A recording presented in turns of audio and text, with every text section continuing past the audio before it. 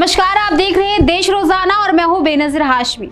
जैसा कि आप सभी को ये अच्छे से जानकारी होगी कि देश की राजधानी दिल्ली में G20 सम्मेलन की शुरुआत हो चुकी है, जिसके लिए कई देशों से लोग राजधानी दिल्ली में नेता और आम लोग मेहमानों के तौर पर आए हुए हैं। वहीं इस G20 में प्रधानमंत्री 15 विदेशी नेताओं के साथ द्विपक्षीय बैठक करेंगे। तो वहीं G20 से पहले कांग्रेस नेता और सांसद राहुल गांधी यूरोप दौरे पर निकल गए हैं, जहां राहुल ने बेल्जियम में प्रेस कॉन्फ्रेंस कर कई मुद्दों पर खुलकर अपनी राय रखी। उन्होंने रूस यूक्रेन युद्ध पर अपनी राय रखते हुए कहा, मुझे लगता है कि अधिकतर विपक्ष रुख और यूक्रेन युद्ध को लेकर भारत की वर्तमान रुख से सहमत होगा।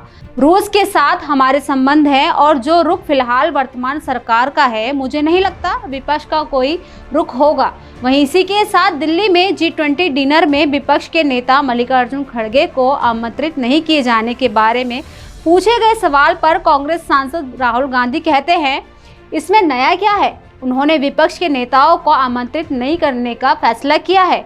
यह आपको कुछ बताता है? वे भारत की 60% आबादी के नेता को महत्व नहीं दे रहे हैं। ये आपको दिखाता है कि वे विपक्ष के नेताओं को महत्व नहीं देते हैं, इसीलिए उन्होंने हमें G20 शिखर सम्मेलन के लिए आमंत्रित ही नहीं किया। और इसी के साथ जब राहुल से आर्टिकल 370 को लेकर सवाल पूछे गए तो राहुल ने कहा, आर्टिकल 370 पर हमारा रुख साफ है। हम ये सुनिश्चित करना चाहते हैं कि देश में हर व्यक्ति के पास खुद को अभिव्यक्त करने की आवाज़ हो। कश्मीर का विकास होना चाहिए, प्रगति होनी चाहिए और कश्मीर में शांति भी होनी चाहिए। इसके अलावा पेगासस मुद्दे को लेकर उन्होंने कहा कि मेरे फोन में पेगासस था, ये फैक्ट है, मुझे सरकार द्वारा ट्रैक किया जा रहा था। और जब बात आई चीन की तो राहुल ने कहा कि चीन दुनिया को लेकर अलग नजरिया और दृष्टिकोण प्रस्तावित कर रहा है, वह वैश्विक उत्पाद की धुरी बन गई है, लेकिन मुझे हमारी ओर से कोई वैकल्पिक दृष्टिकोण नजर नहीं आता दिख रहा। चीन ने पर्यावरण में प्रभावी ढंग से उत्पादन करना संभव दिखाया है। यदि हम वैकल्पिक नजरिया प्रदान कर सकें तो हमारे लिए चुनौती है। और जब राहुल गांधी से भारत नाम को लेकर सवाल पूछे गए तो राहुल गांधी ने कहा, आपको प्रधानमंत्री जी से पूछना चाहिए कि वे हमारे देश का नाम बदलेंगे या नहीं, लेकिन मैं इंडिया यानी भारत के नाम से खुश हूँ।